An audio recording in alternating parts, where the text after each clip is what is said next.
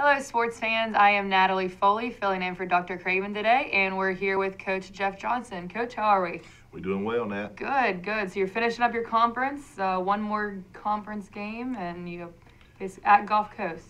Yeah, we are. We've had a couple rough games here. The last couple of games, we clinched with 6 games to play, and I think our kids have relaxed a little bit, and we haven't played up to our capabilities the last 2 games. Pretty disappointed with how we played. We've got a game tomorrow night, which will be Wednesday down at Gulf Coast, and to finish up our regular conference part of our season, and then we'll come back May 4th, 5th, and 6th. We're bringing in LSU, Eunice, St. Johns River, and TCC to play some games for our state tournament. Okay, great. So are some additional home games to come see the Indians?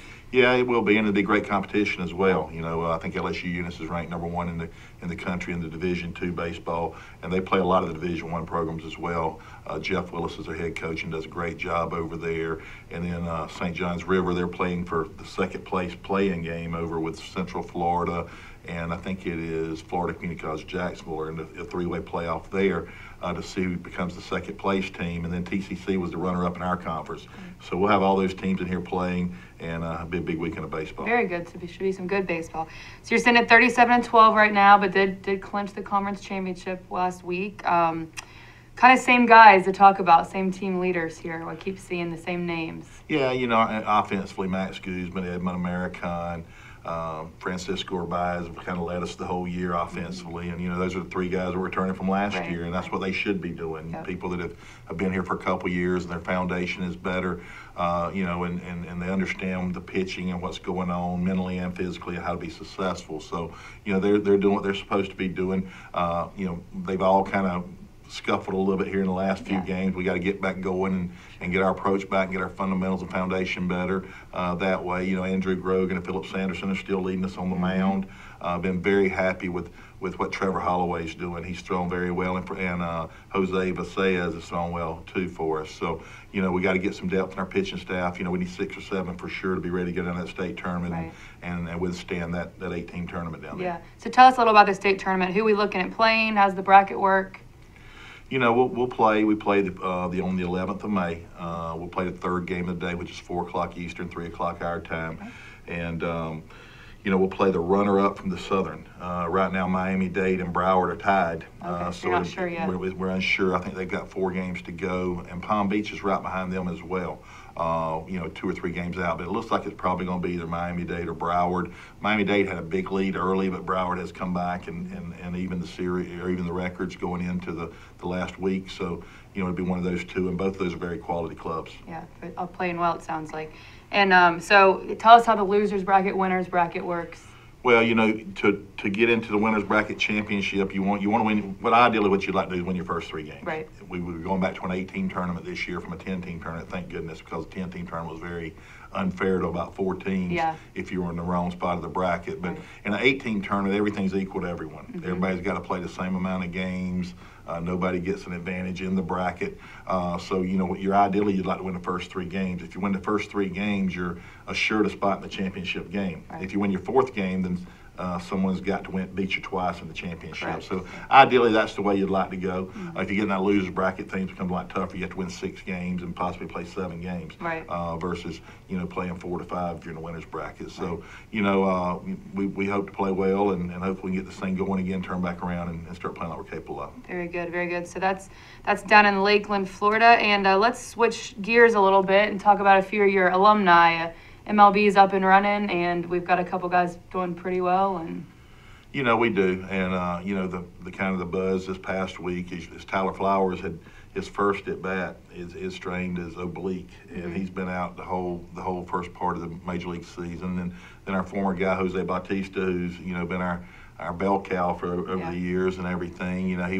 He didn't get picked back up by Toronto and has been a free agent. The Braves picked him up last week, and he's been in extended spring, and they moved him up to AAA last night. And kind of the crazy thing, he and Tyler are both on the same AAA team right now and playing together, and both of them are hopefully going to be up by the weekend.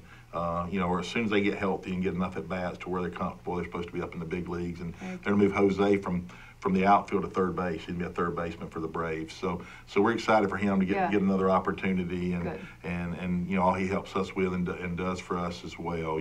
So just proud of those guys and where they are right now. Yeah, and then Patrick Corbin is Doing great. Well, and I didn't mention that. Pat, is 4-0 right now with the Diamondbacks, and he almost had a no-hitter 2 outings ago. He got broken up on a check swing single in the 8th inning, and he comes back this past week, 2 days ago, I think it was, and Jeff Mathis from Mariana was his catcher, which I watched the game and followed that, and he struck out, I think, 11 in the first 6 innings, and only allowed 1 hit and gave up a 2-run homer with 2 outs. Yeah. But he got the win again, and he's doing outstanding, and hopefully he can keep up what he's doing, and if he keeps this going, he'll have a good chance to be an all-star as well. Yeah, that'd be really special. So very good for those guys. We got a lot of guys also in the minor leagues doing their thing, playing well, so it's fun to follow those alumni.